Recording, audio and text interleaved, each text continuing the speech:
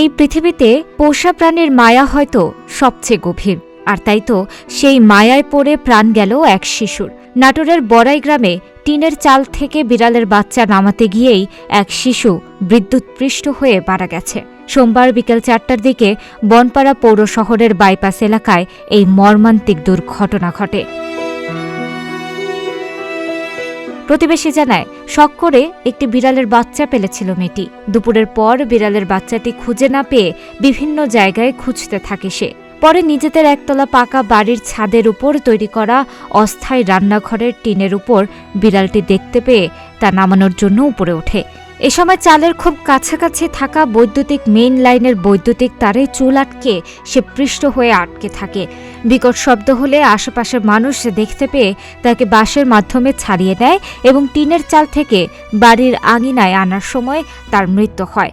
Bonpara police তদন্ত কেন্দ্রের in charge Suman Chandra Das জানান, বাড়ির উপর বৈদ্যুতিক মেইন তারটি ঝুঁকিপূর্ণ ছিল। ওই তারেই পৃষ্ঠ হয়ে শিশুর মৃত্যু হয়।